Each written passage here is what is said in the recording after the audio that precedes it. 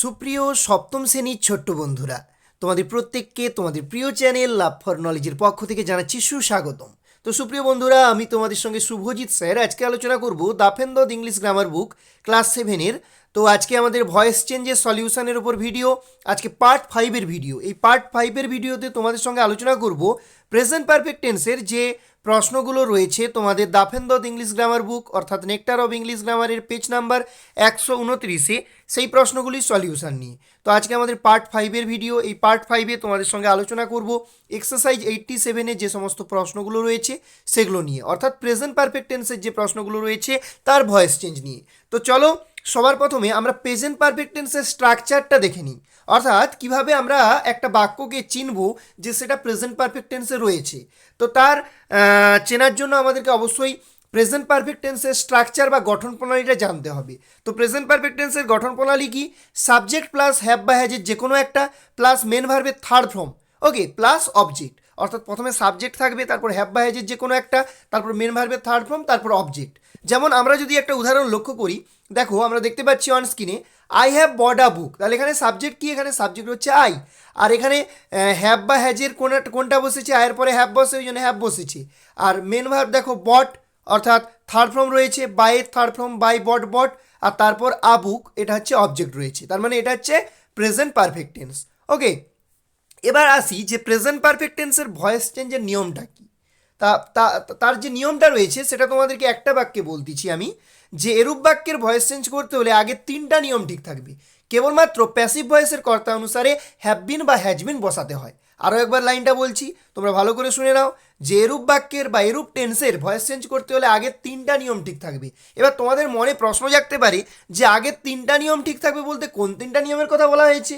ঠিক আছে, তো একটা একটা করে বলছি। 3টা নিয়ম বলতে আমরা যে ভয়েস চেঞ্জ করার সময় প্রেজেন্ট ইনডিফিনাইট পাস্ট ইনডিফিনাইটের ভয়েস করার সময় যখন আমরা ভয়েস চেঞ্জ করেছিলাম তখন আমরা এই রুলগুলো বা এই নিয়মগুলো অ্যাপ্লাই করেছিলাম। কি নিয়ম? যে অ্যাক্টিভ ভয়েসের অবজেক্টই প্যাসিভ ভয়েসের সাবজেক্ট হবে, এটা 1 নম্বর নিয়ম। আর 2 নম্বর নিয়ম কি? অ্যাক্টিভ ভয়েসের সাবজেক্টই প্যাসিভ ভয়েসের অবজেক্ট হবে এবং তার আগে বাই প্রিপোজিশন বসবে, এটা হচ্ছে 2 নম্বর নিয়ম। আর 3 নম্বর নিয়মটা কি ছিল?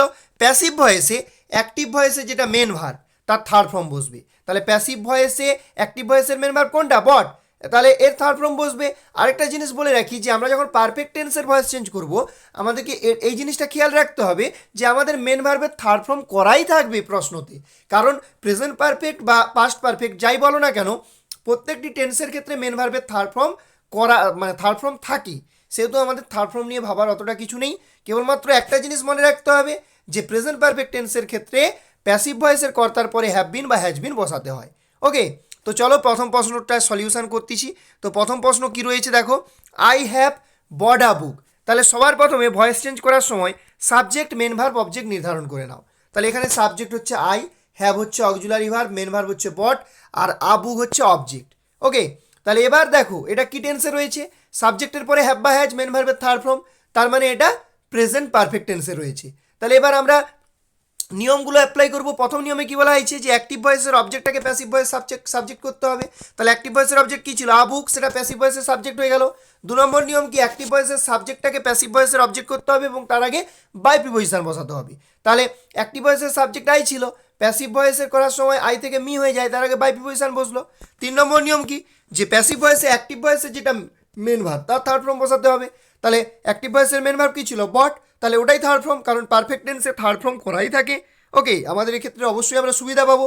এবার দেখো আমাদের যে নিয়মটা বলছিলাম যে এরূপ বাক্যের ভয়েস চেঞ্জ করতে হলে আগের 3টা নিয়ম ঠিক থাকবে। কেবলমাত্র প্যাসিভ ভয়েসের কর্তা অনুসারে হ্যাভ বিন বা হ্যাজ বিন বসবে।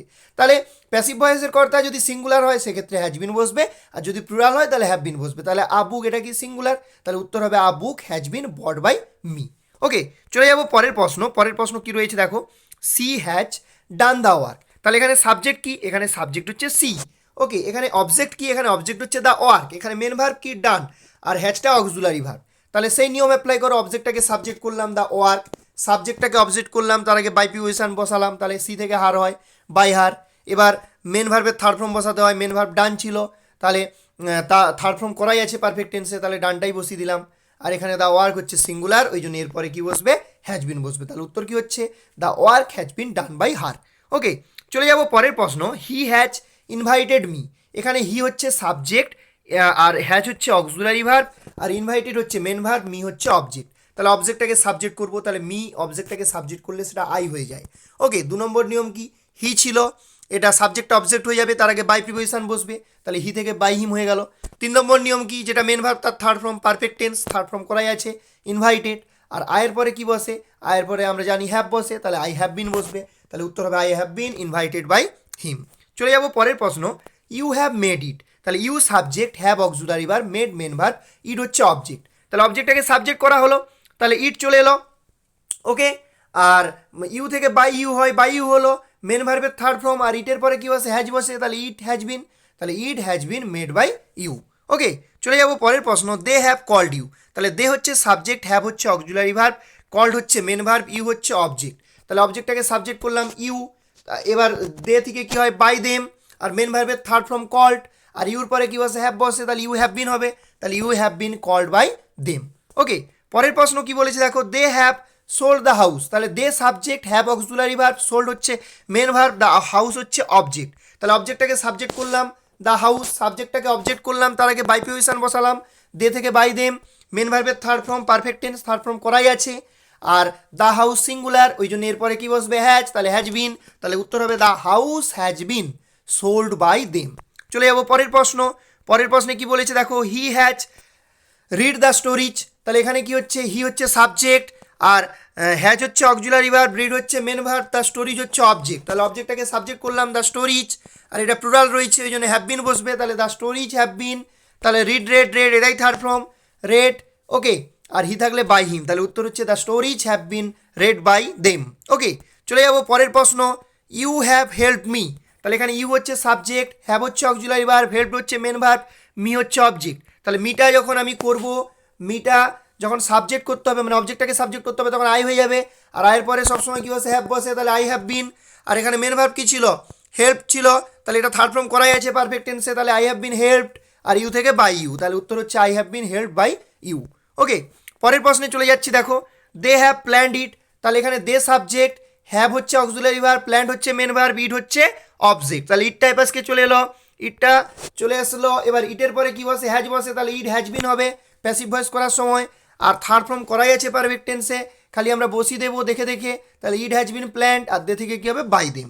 ওকে, চলে যাবো পরের প্রশ্ন, 10 নম্বর প্রশ্ন, সি হ্যাজ কট দ্য ফিসিস, তাহলে এখানে সিটা কি, এখানে সিটা হচ্ছে সাবজেক্ট, ওকে, হ্যাজটা অক্সিলারি ভার্ব, কটটা মেন ভার্ব, আর অবজেক্ট কোনটা, দ্য ফিসেস। আরেকটা জিনিস বলে দিই যে অবজেক্ট কিভাবে নির্ধারণ করতে হয়, তুমি যদি ক্রিয়াপদকে কি বা কাকে দিয়ে প্রশ্ন করো, যেটা উত্তর বেরিয়ে আসবে সেটাই হচ্ছে অবজেক্ট। তাহলে সি হ্যাজ কট, সে ধরেছিল, কি ধরেছিল, উত্তর আসতেছে মাছগুলি ধরেছিল, তাহলে এখানে দ্য ফিসেস হচ্ছে অবজেক্ট, তাহলে অবজেক্টটাকে আমরা সাবজেক্ট করলাম, এবার দ্য ফিসেস প্লুরাল, ওই জন্য এরপরে কি বসবে হ্যাভ বিন বসবে, আর থার্ড ফর্ম করাই আছে কট, আর সি থেকে বাই হার, তাহলে উত্তর কি হচ্ছে the fishes have been caught by হার।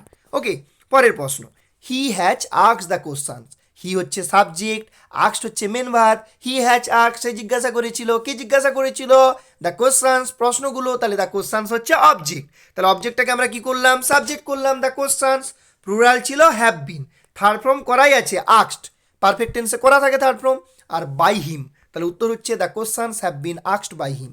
চলে যাব পরের প্রশ্ন, you have seen the boy, you হচ্ছে সাবজেক্ট, সিন হচ্ছে মেন ভার্ব, দ্য বয় হচ্ছে অবজেক্ট, তাহলে অবজেক্টটাকে সাবজেক্ট করলাম, তাহলে the boy singular has been, seen third form করাই আছে ইউ থেকে বাই ইউ, তাহলে the boy has been seen by you.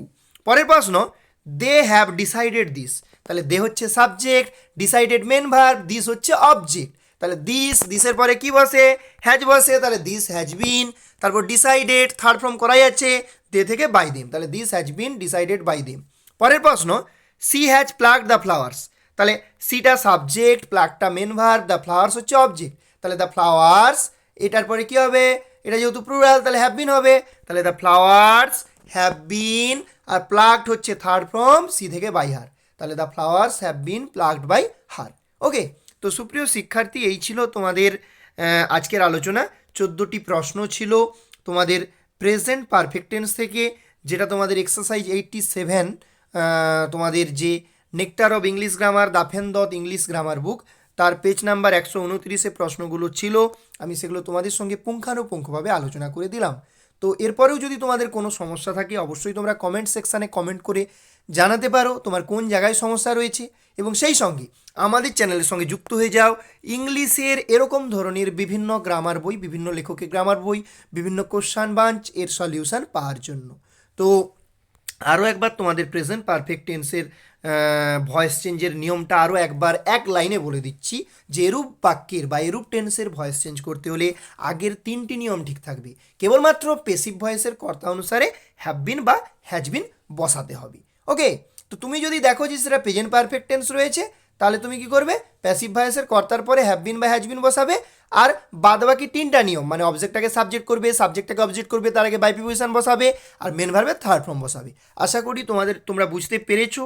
এরপরেও সমস্যা থাকলে অবশ্যই তোমরা কমেন্ট সেকশানে আমাকে জানিও। তো টাটা, দেখা হবে পরের ভিডিওতে। জয় হিন্দ, জয় ভারত।